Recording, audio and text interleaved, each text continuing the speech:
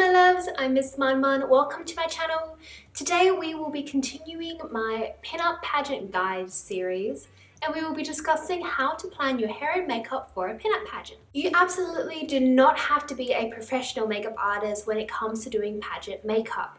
You just need to keep your makeup as clean and simple as possible. That is my #1 tip for all of you. It definitely pays to look after the foundations of your skin. So having a really good skincare routine is paramount to making sure your makeup looks great.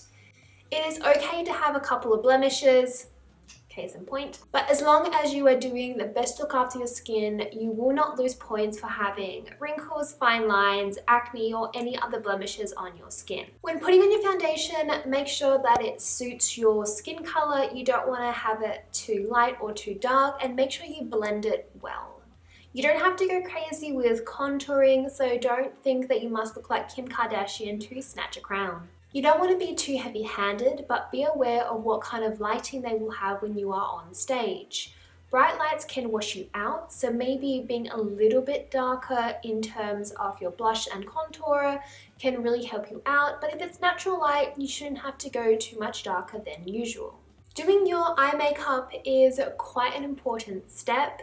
Now, if you are terrified of winged eyeliner, you don't have to do it. Winged eyeliner wasn't actually that popular in the 1950s. That is a modern pinup ideal. And back then, the only people that really wore winged eyeliner were celebrities and people in films and movies and on stage.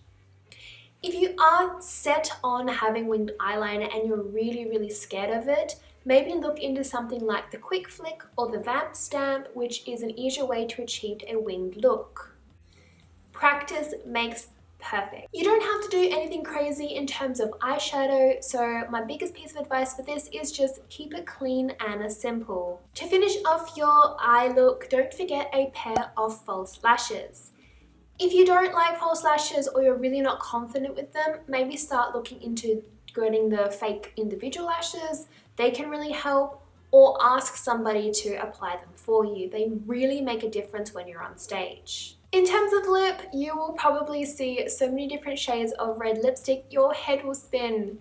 If you love red lipstick, go for it. I would recommend a liquid lipstick on pageant day, as you just get a little bit more lasting power and color payoff.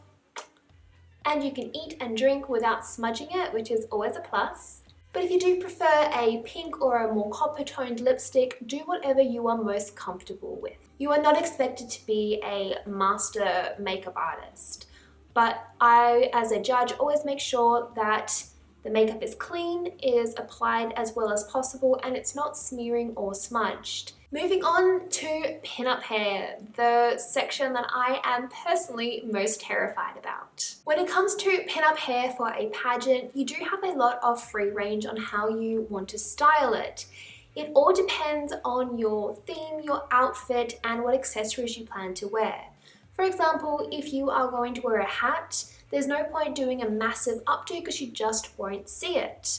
But perhaps if you are sold on a hat, have a front curl or victory roll, or even like a little half mini poodle, and then put the hat on behind you. Most pageants will have a bit of an expectation for you to have some sort of curl or wave in your hair, as was fashionable in the 40s and 50s. If you cannot curl your hair on your own, maybe ask somebody to help. But of course, judges will always understand if you have certain health issues or disabilities that prevent you from doing your hair as well as you would really like. If your pageant has multiple rounds, try and find hairstyles that can translate really easily. For example, I've got a front poodle on and a ponytail today, so this could be my first round look. And for the second round, I could let my hair out in its waves and maybe put a hat on, if that of course works with my pageant ideas. Of course, don't forget to bring a lifetime supply of bobby pins, hair nets, hairspray, hair gels and pomades, just in case your hair is not playing ball that day. Sometimes a hairnet can really save the day, especially if you are trying to deal with humidity. Personally, my hair frizzes out to reach the skies, so a hairnet can just really bring it in and keep that shape as smooth as possible. Once again, practice, practice, practice, especially if you need to change your hair between rounds. Time yourself to see how quickly you can change your hair from one style to the next, and this is where you start coming up with shortcuts and quick and easy ways to transition your hairstyles. Some pageants allow you to wear hair pieces, but I would always recommend either asking those organising the pageant or having a look at the judging criteria to see if you have to style everything on your own. This is a great time to use your fake bangs, your faux poodles, and your clip-on ponytails.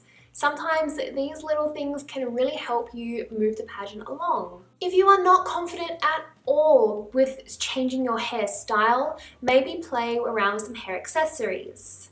You can have a simple style and maybe change a hat to a flower, or a little headband or a veil, depending on what you are trying to portray on stage. Planning your hair and makeup can be a little bit daunting, especially when it comes to pageant day.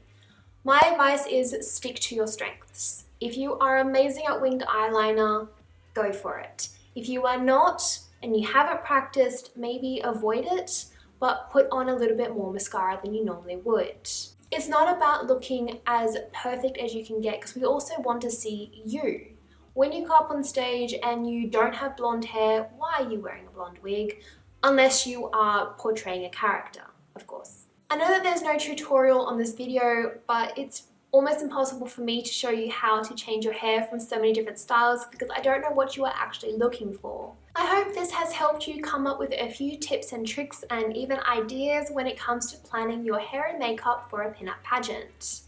Coming up in my Pinup Pageant Guide series will be how to use props on stage, so keep an eye out for that video. And of course, if you would like more information, examples and visuals for any of these tips that I've shared, you can find all of them in my blog, which is in the description box below. That is all I have time for you guys today. Thank you so much for hanging out and spending some time with me.